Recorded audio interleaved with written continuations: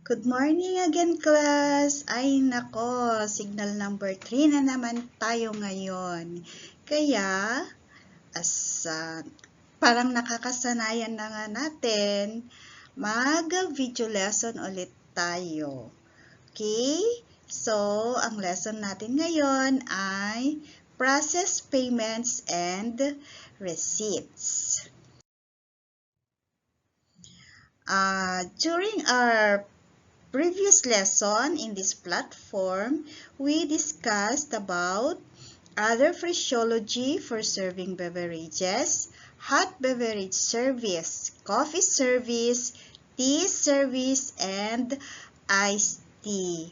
Natapos nyo na ba yung self-check class? I hope so kasi at the end of this lesson, mag-self-check ulit kayo. Kaya, dapat natapos na ninyo yung mga previous self-checks ninyo. Okay? Since wala namang nagtanong sa GC tungkol sa past lesson natin, so I assume na naintindihan ninyo lahat. At ready na ulit kayo para sa susunod nating lesson. So, yan na. For our learning objectives, the following skills and knowledge shall be the focus of this module. Prepare and process bills accurately in coordination with the cashier. Verify amount due with the customer. Accept cash and non-cash payments and issue receipts. Give required change to the guests or customers. Complete required documents in accordance with enterprise policy. So, kapag tapos na natin yung lesson na ito, alam na ninyo ang mga skills na iyan. Since tapos na tayo sa pagsuserve, ngayon naman ay pag-prepare at pag-present ng bill. Okay. So let's proceed. Preparing and presenting a bill. The methods by which bills are prepared and processed range from handwritten dockets to highly computerized systems. The two purposes of a guest's bill are to inform the guest of the amount to be paid, of course, giving details of what is charged for, and to act as a control system for the establishment. Guest's bill may be presented at the table, at the bar, or at a cashier's desk. Wherever it is presented, the bill should be kept up to date at all times.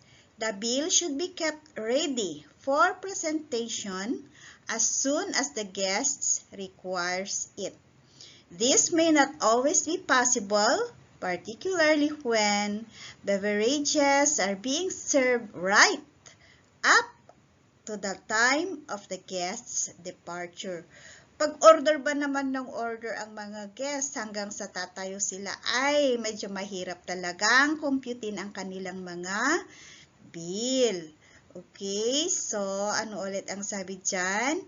Ang preparing and presenting a bill daw ay para sa, syempre, malaman ng mga guests kung magkano ang kanilang babayaran at kung tama ba ang kanilang mga babayaran. Baka mamaya dyan meron kayong idinagdag.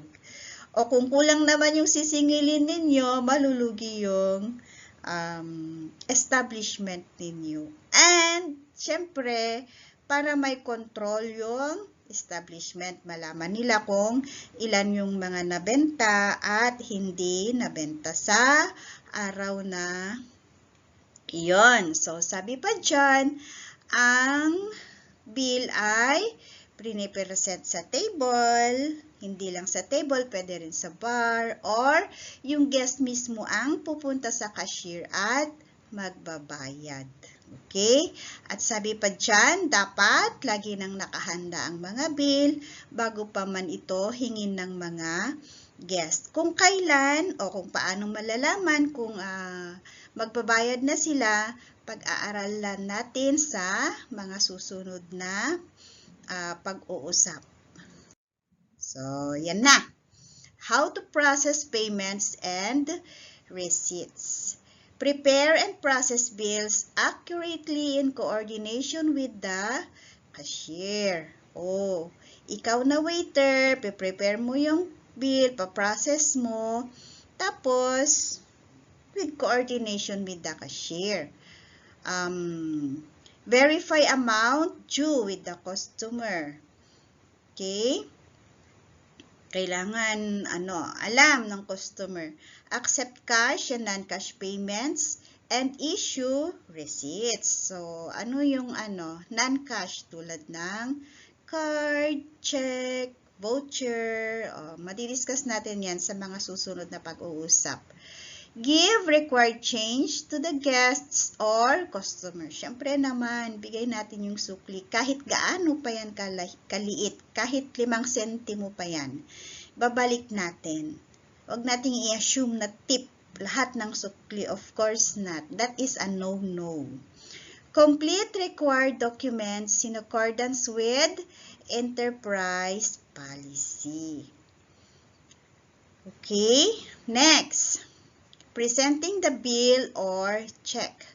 Before presenting the check, look it over to make sure all items ordered and served have been included and charged to the guest's bill correctly. Kung napansin nyo kanina, sabi ko, kailangan lahat ng in-order ng mga guest na sa bill, pero walang sobra.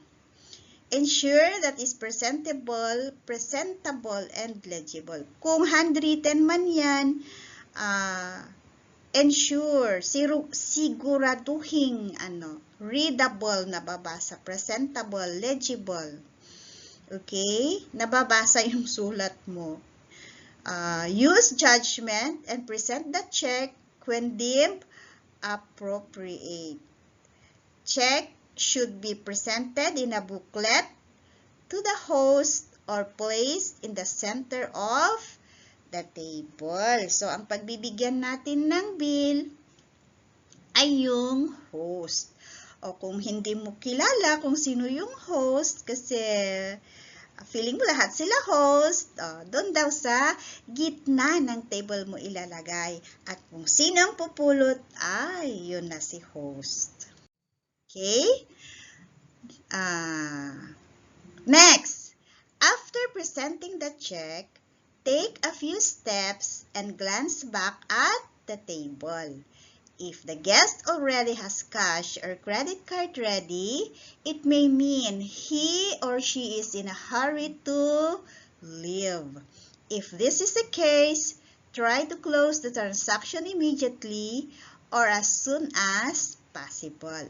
Pag nabigay mo na daw yung check, atras ka konti, tapos lingunin mo, at kung ready na agad yung cash at yung check, ibig sabihin nagmamadali daw sila, naaalis na.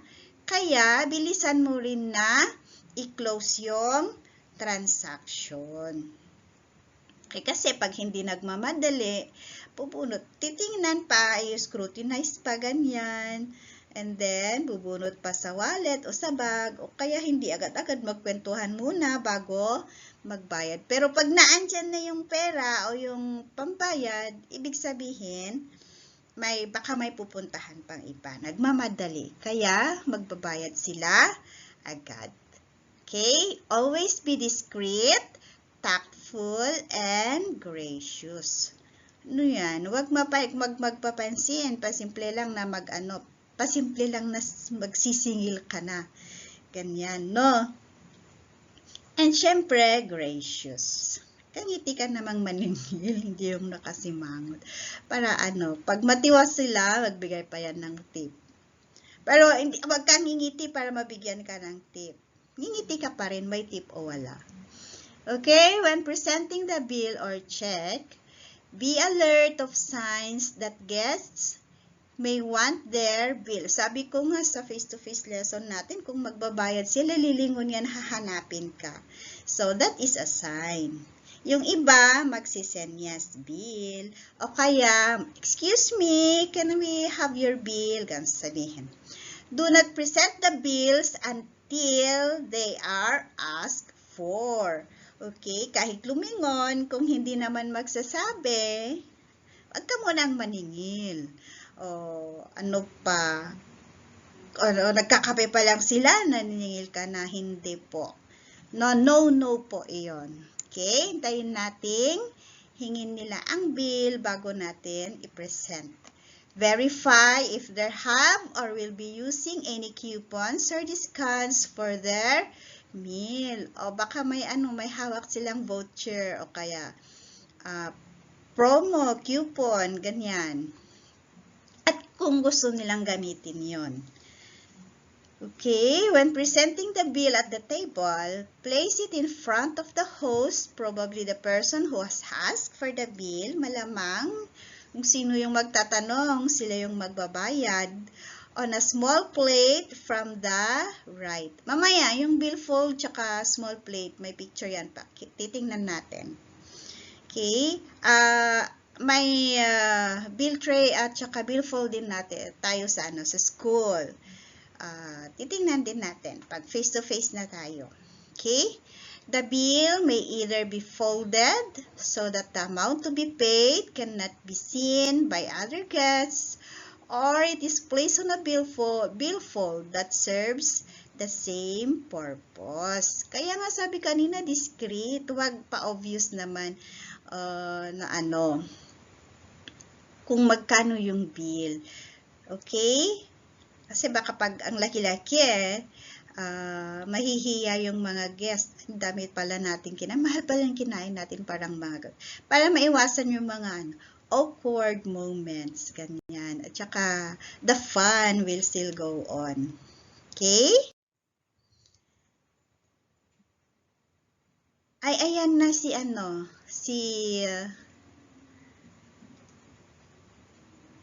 small tray, sabi kanina, or bill tray. So, ayan, stainless. Meron pa siyang pang-secure. Kung mapapansin ninyo, si bill parang blanco, pero finold kasi yan para hindi obvious yung kung magkano ang kanilang babayaran, at saka eto, card siya magbabayad. Ito naman, cash, yung kaniyang binayad. Ang kanilang small tray or bill tray ay kahoy, at ito naman ay mukhang gold, diba? So, iba-iba. Basta ganyan ang hitsura ng mga small trays na sabi kanina, or billfold. Hindi, bill tray. Iba yung billfold, mamaya papakita natin. Okay, next. Yan na si billfold. The bill may either be folded so that the amount to be paid cannot be seen by the other guests, or it is placed in a billfold that serves the same purpose. So, yan. Billfold. Ganyan. Tsura ng mga billfold. May ballpen din yan. Tsaka paglagyan ng card. Eto. Leather. Diba? Tapos kapag naka-fold siya, ganyan yung hitsura. Parang yung mga wallet din, ganyan. Okay? Para hindi obvious. Sabi nga natin, para secret yung amount. May mga host kasi na ayaw din ipaalam. Kung minsan, kung magkano talaga yung binayaran niyang pagkain. If there is no obvious host, you may place the bill in the center of the table. Nasabi na natin yan kanina. Bills presented at bar should be presented on a plate, folded, or in a billfold. So, Nakita natin kanina, no, yung plate na sinasabit. Tapos naka-fold yung bill or bill fold. So, ayan na nga sila. If the establishment requires guests to pay at the cashier's desk as they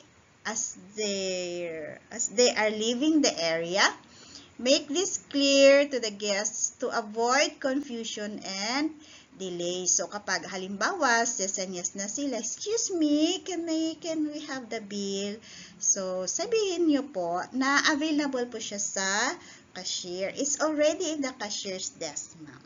Ganon, you may pay there. Ganon. Diba? Do not hover around waiting for your guest to pay. Ano yung hover around? Palakad-lakad ka ba naman na ang tagal naman nilang kumain, dahil naman nilang pagbayad, parang gaton. So, do not hover around. Just stand away from them konti, ganon. Tapos hintayin. Kung meron pa silang papa-assist. Okay, remain alert so that when they have to pay or sign for their meal, sign senyas.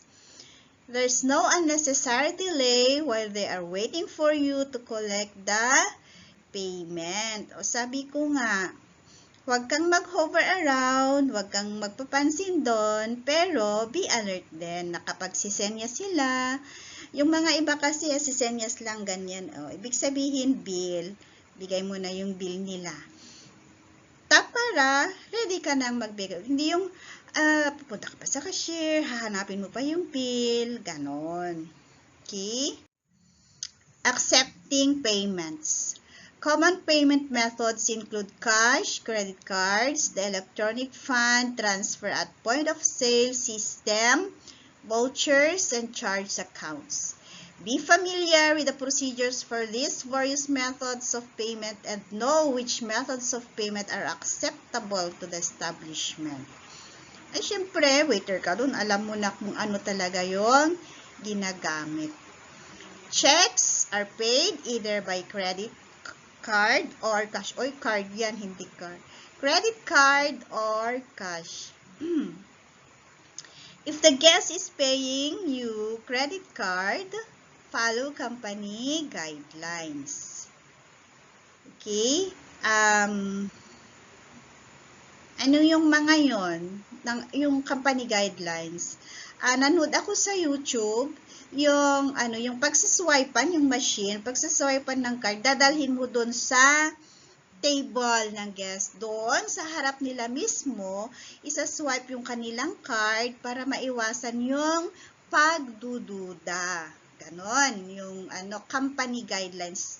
Yung mga iba ganon, yung mga iba dinadala yung cards sa cashier's desk. Ganon. Depende sa company guidelines, okay? If the guest is paying with cash, ensure that you receive the correct amount and return any charge with a selection of bills to ensure flexibility in leaving a tip. Oh, technique pala yun. Do not make change right at the table. Take the check and cash to the back of the house and make change. Huwag ka daw magsusukli doon sa table. Kunin mo yung bayad, dalhin sa cashier. Tapos si cashier susuklihan at ibabalik sa table lahat ng sukli hanggang sa huling sentimo. Tapos sabi pala dyan, halimbawa, 976.50 yung sukli, di ba lang?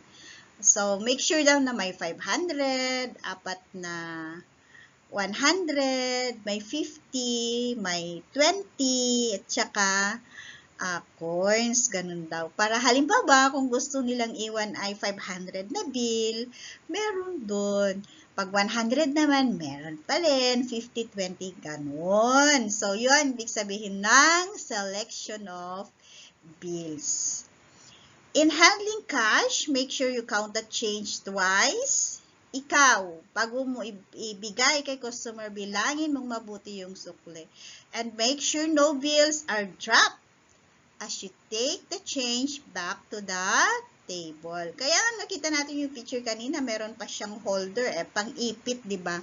Para sure na walang mahuhulog sa mga bills or even the card and the receipt. Okay. Number 5. Return the check and change on either a tip or a booklet along with the receipt. Okay? I think tip tray. Tip tray. Oh, tip tray.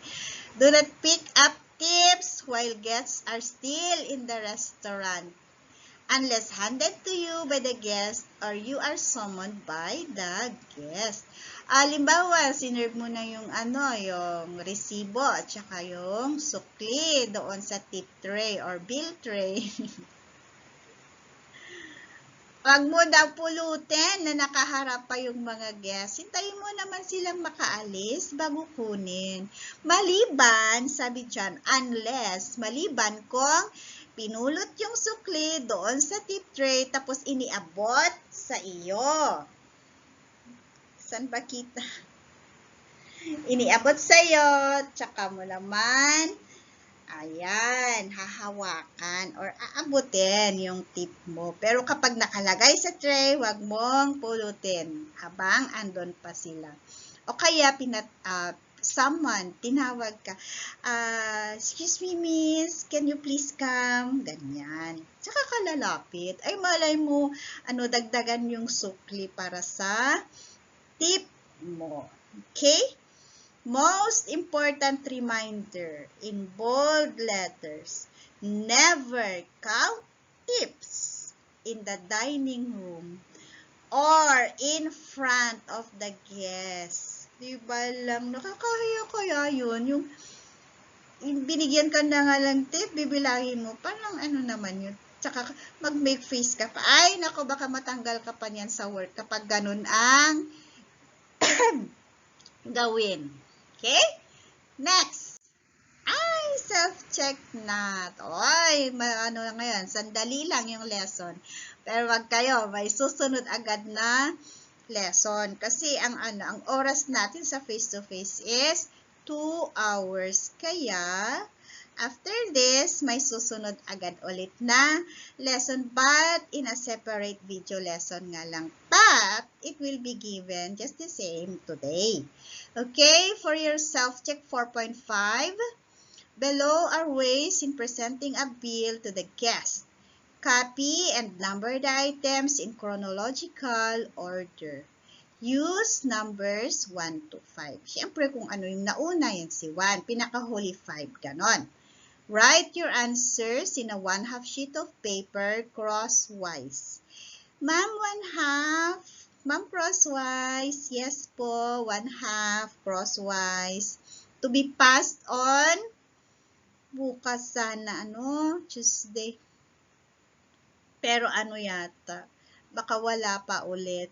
Kaya basta as soon as as soon as we have classes, you have to pass all the self-checks. Hopefully on Wednesday, sana meron na. November 13, 2024, sabi pa naman dyan. Okay? So, class, again, if you have questions, do not hesitate to ask in our GC regarding our lesson today, and I will answer them. So, goodbye for this video lesson, and ingat. See you again, hopefully on Wednesday. Bye!